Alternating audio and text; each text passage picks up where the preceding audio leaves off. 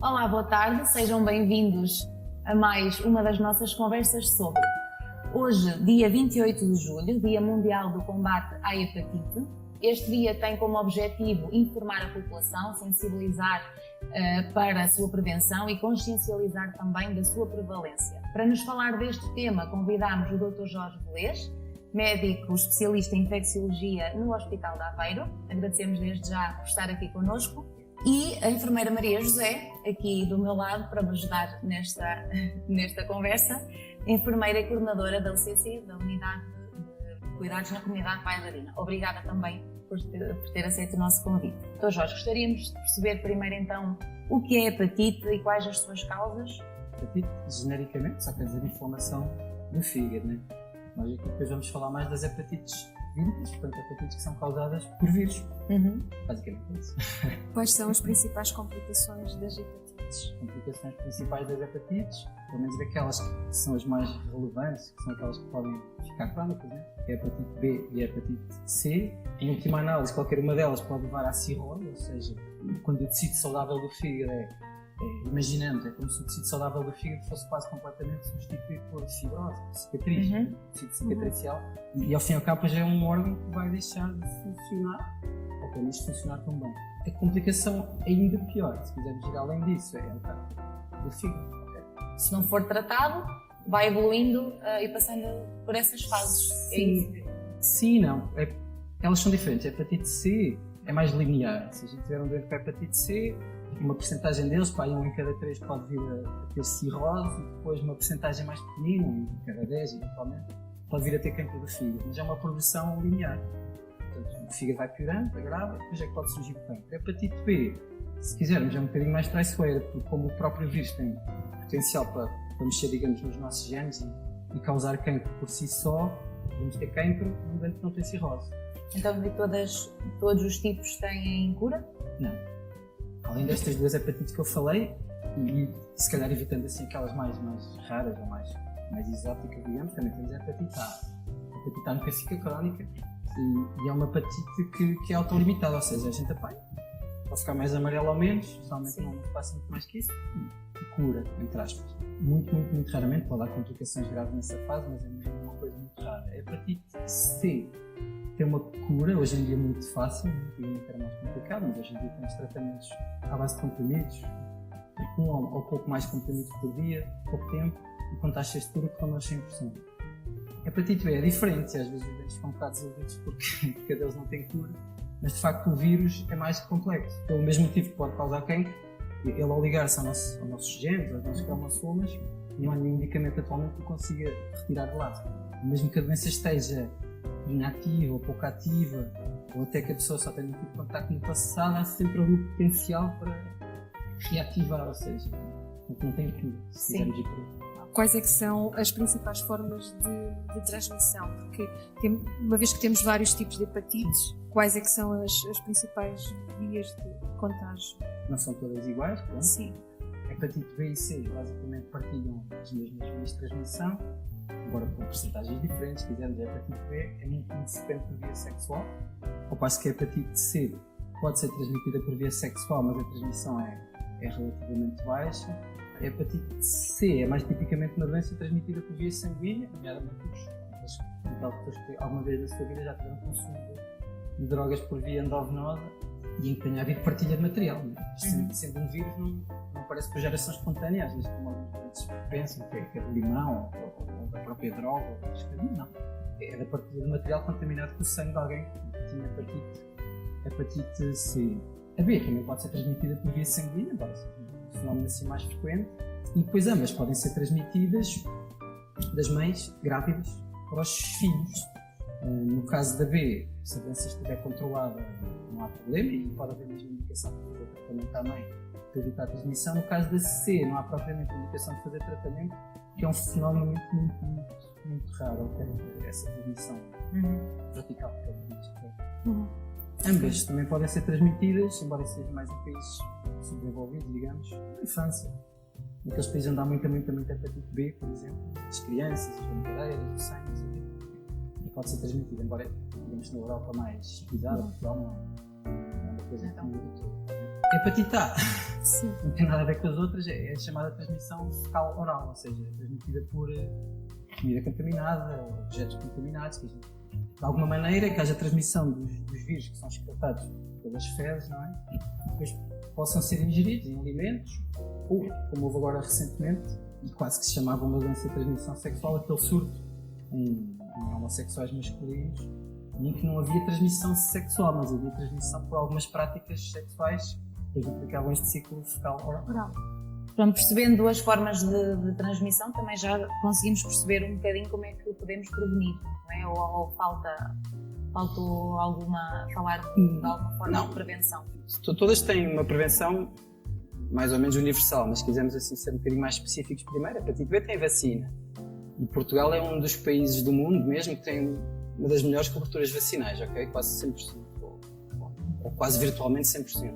Digamos que depois há a questão agora, nós temos muitos migrantes da Europa, da América do Sul, da África, que muitas vezes vêm de zonas com elevada incidência da doença e não estão vacinados e têm a doença e depois podem servir, digamos, de fonte da doença dentro da nossa comunidade.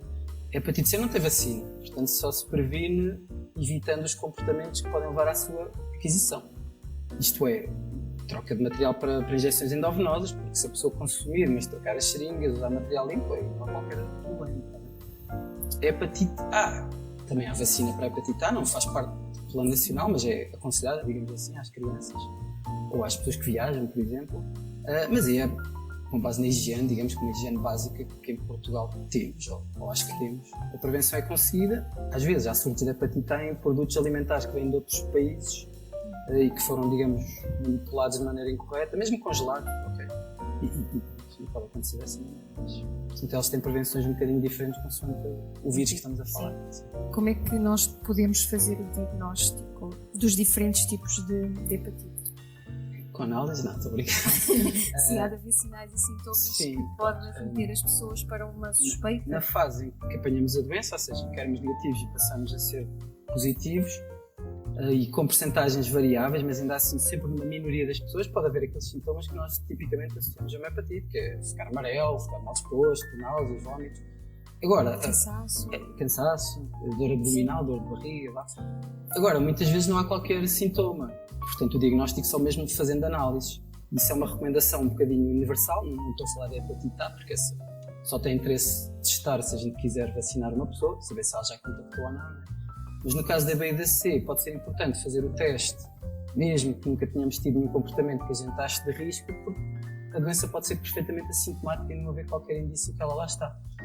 Obviamente que se a doença for avançando até chegar à fase da cirrose ou do cancro, aí já pode haver outro tipo de sintomas, mas que já são tardios, digamos assim, e às vezes são mesmo tarde demais. A pessoa ficar amarela, mas é um amarelo que já tem a ver com o estrago no fígado, ok? Ou ficar com uma barriga que vai aumentando, já tem a ver com a cirrose descompensada e acumula-se líquido na barriga, digamos. Portanto, já não será a altura ideal para um diagnóstico. Então, para fazer o rastreio, numa hepatite que seja assintomática, não é? Ou não havendo sintomas, só se tivermos tido algum comportamento de risco ou se tivermos alguma suspeita. Se tivermos tido algum comportamento de risco, se viermos de um país de risco, é óbvio, se tivermos alguém na família que tenha hepatite B, por exemplo, né, que muitas vezes há aquela transmissão intrafamiliar, como expliquei, aí claro que a gente deve testar todas as pessoas que assumam comportamentos de risco. Mas do mesmo modo, devemos pelo menos testar uma vez na vida todas as pessoas, ponto final. Okay? E muitas vezes, outra coisa que às vezes vemos, que escapa um bocadinho no contexto de centro de saúde, são aqueles doentidos que têm ligeiras alterações nas análises do fígado, digamos assim, uma ligeira inflamação hepática que às vezes é um bocadinho minimizada ou que é atribuída a outras causas e que também deve sempre levar a que haja um teste para várias hepatites. Na sua opinião, o que é que seria importante fazermos em termos de medidas preventivas para se controlar e prevenir a doença? Em parte as coisas já estão a ser feitas, né? Quer dizer, em relação à hepatite B, a esmagadora maioria, quase 100% dos nossos bebés, né, são vacinados. E são vacinados à nascença? Não é logo à nascença, é alguns no primeiro ano de vida, salvo erro. Sim, mas a primeira dose da vacina é logo na maternidade, se possível. Sim, e depois fazer todo o esquema direitinho. Portanto, essa aí, Pronto, pessoas mais velhas que eventualmente não estejam vacinadas podem-se testar e poderão ser vacinadas, porque este plano de vacinação é relativamente recente, digamos assim. Sim. Em relação à hepatite C, aí, pronto, a nível individual, evitar os comportamentos de risco, como eu já tinha dito. A nível mais geral, pronto, estamos a tentar, temos agora tratamentos muito fáceis, muito acessíveis, e o que temos tentado fazer é tratar toda a gente possível e imaginária, e inclusivamente tentar tratar aquelas populações onde antigamente era mais difícil de chegar a um tratamento, porque eram tratamentos muito longos e com muitos efeitos secundários e com pouca taxa de cura, que é o contrário do que acontece agora, como por exemplo os ex-toxicodependentes, que têm contacto com o hospital muito difícil, os reclusos, as maltas das comunidades terapêuticas, os sem-abrigos, até. Esta medicação agora é tão fácil de fazer que as equipes de proximidade, né, que dão apoio diretamente na comunidade, muitas vezes fazem isso sem o doente quase vir ao hospital. Em relação, por exemplo, à hepatite A, que é um bocadinho diferente, é isso, são medidas de higiene que todos nós devemos ter e que são, digamos, num país como o nosso, básicas. Temos saneamento e temos água potável, quer dizer, que não é uma realidade noutros países onde há uma enorme prevalência de hepatite. E temos controle sanitário dos produtos que chegam aos mercados. Agora isto é muito... Quase todos, diria. Sim, essa mas parte já não sei muito também. mais relevante em situação de viagens e estamos numa altura de férias da população e quem vai para países de maior risco, com condições sanitárias mais deficitárias, deve estar mais atento a estas questões de beber água engarrafada, de consumir alimentos embalados e higienizados adequadamente. Ou cozinháveis. Ou cozinhados. Sim. Ou eventualmente ir a uma consulta do viajante, que estão disponíveis em centros de saúde ou em hospitais com um serviço como o meu, que é doenças infecciosas, e que aí ajudam nesses conceitos e depois também noutros, e vacinas, etc., para tentar prevenir essas e outras questões. Sim. Voltando aqui um bocadinho atrás e voltando a falar das causas, para além das causas virais, há outros comportamentos que possam levar à inflamação do fígado. Sabemos que o álcool em excesso, não é? Pode ser aqui também... O álcool por si só... para o fígado. Por si só, em Portugal, é uma causa mais importante de cirrose e internamento e de câncer no fígado do que as hepatites víricas. Okay? Mesmo, penso eu, nas estatísticas mais recentes, a gente juntar a hepatite B e C, mesmo assim, o álcool ganha. Sim. Outra causa, e pronto, isso, e não só é uma causa de estrago no fígado por si só, sozinho, mas muitas vezes é uma questão muito importante nos nossos doentes, mais com a hepatite C, que deixaram os comportamentos, digamos, das drogas, já têm uma vida perfeitamente normal há anos, há dezenas de anos, se for preciso, mas muitas vezes houve ali uma fase em que se refugiaram um bocadinho no álcool, aquela transição, e alguns ainda continuam, e depois acabam por estragar o fígado de duas maneiras, porque é uma hepatite que ainda não trataram, e depois estão a ver álcool por cima, que também estraga. O estrago também é maior, por exemplo, em algumas doenças. Se tivermos diabetes, a progressão do estrago no fígado é maior.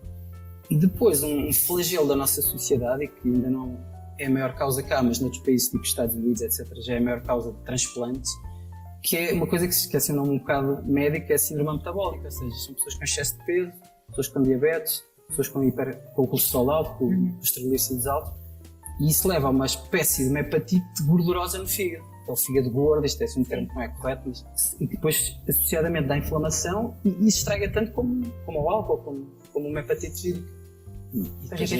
E o final é o mesmo, o final vai ser o mesmo, vai ser cirrose, vai ser câncer. E vai ser transplante se for causa disso.